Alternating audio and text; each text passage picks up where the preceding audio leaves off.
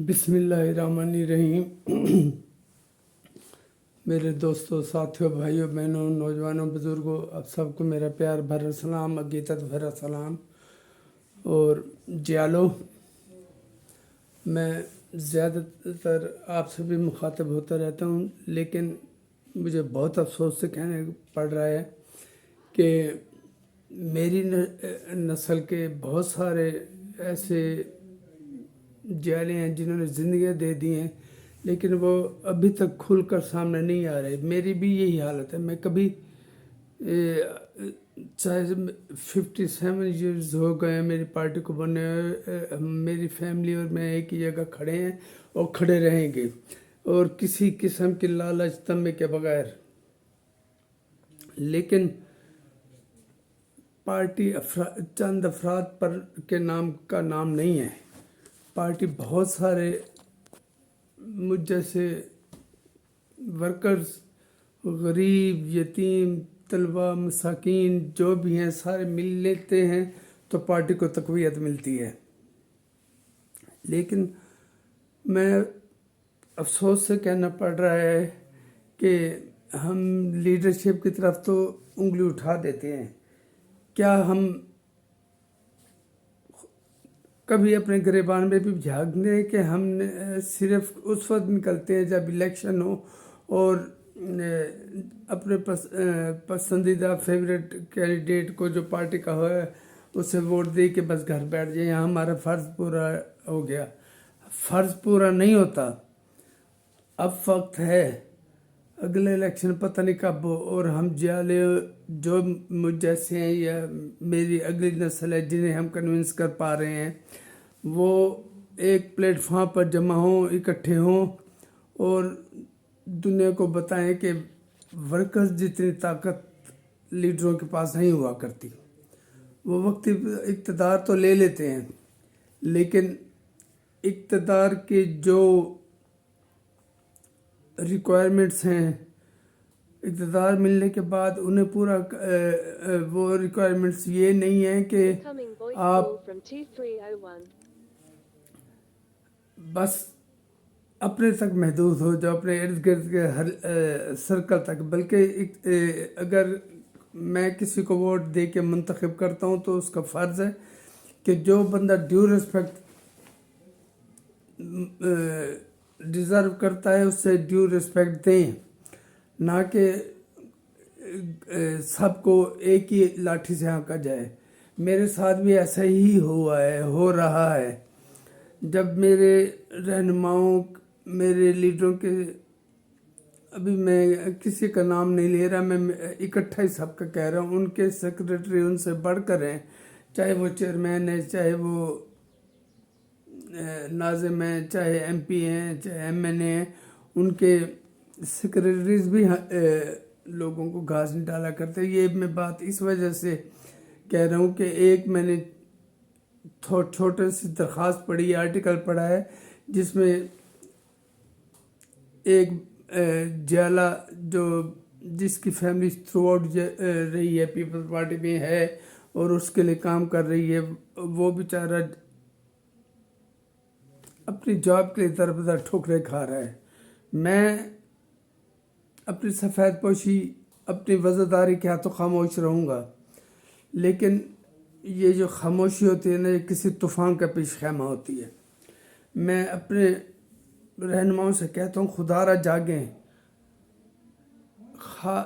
अब गफलत की नींद से निकल आएँ, वरना हम जहाँ हैं शायद यहाँ भी ना रहें। मुझे बहुत दुख से कहना पड़ता है कि हम गुज़श्ता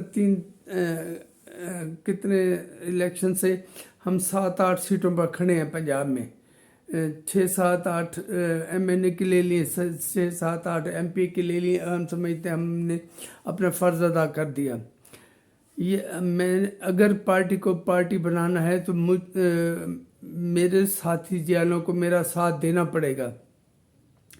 इस तरह की पहले बहुत सी मुझे डायरेक्ट भी रिक्वेस्ट आई है कि हमारे लिए कुछ करें, हमारे लिए कुछ करें। जो बंदा अपनी आवाज़ भी नहीं पहुंचा पा रहा, वो किसी के लिए क्या कर सकता है? ये एक तल्ख की हकीकत है जिससे मैं मुँह नहीं मोड़ सकता। चाहे हम जितने भी کیا کہنا چاہیے، کسی بات کو دبائیں چھپائیں، لیکن لاوا بھڑک رہا ہے. اور میری ہاتھ باندھ کر ریکویسٹ ہے، جو ہمارے رہنما ہیں، جو ہمارے لیڈران ہیں، چاہے وہ انتخابی ہیں چاہے تنظیمی ہیں، ورکرز کو ان کی عزت دیں، ورنہ اب ایک وقت آئے گا کہ غریب عوام، سچے حقیقی جالے ہر قسم کی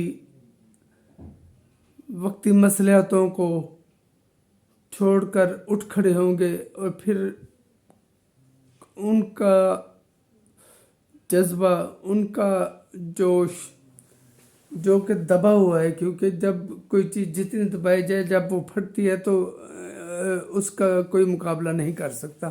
تو خدا را اس موقع کا انتظار نہ کریں، اس وقت کا انتظار نہ کریں، اور ورکرز کو ان کی عزت دیں. باقاعدہ مجھے بہت سارے اپنے ساتھیوں سے گلہ ہے، چاہے وہ جس لیول کے بھی ہیں، لیکن سب میں کہنا چاہتا ہوں ان میں سے پارٹی کے ساتھ مخلص شاید ہوں نہ ہوں، یہ اللہ کو اور مجھے پتہ، لیکن اپنی ذات تک ضرور ہوں.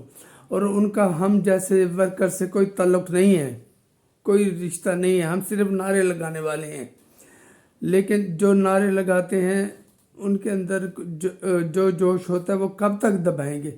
یا وہ اپنے ساتھ کچھ کر لیں گے، یا وہ بغاوت کا علم لے کر کھڑے ہو جائیں گے. بغاوت کا علم لے کر میں معذرت چاہتا ہوں.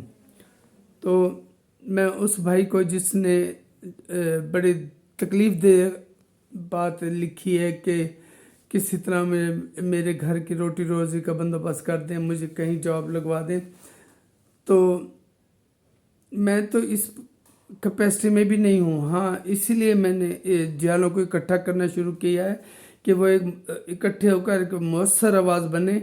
لیکن ابھی تک مجھے میری جالوں کی طرف سے کوئی رسپانس نہیں آ رہا، لیکن میں لگا رہوں گا، چاہے میں اکیلا ہی کیوں نہ ہوا، اور چاہے میں اکیلا ہو کر میری آواز نقار خانے کی طوطی کی طرح ہو، لیکن وہ پہنچ ضرور جاتی ہے کہیں نہ کہیں. اور پھر میں ایک وقت آئے گا کہ مجھ جیسے سنسیئر، مخلص، پڑھے لکھے، خاندانی وزادار قسم کے جالے بھی، ورکرز بھی گھر نہیں بیٹھیں گے، پھر وہ حساب لیں گے اپنے ایک کے ساتھ کیے گئے ایک ایک ظلم کا. تو میری باتوں اگر کسی تک پہنچے تو وہ خدا را اس پر غور کریں.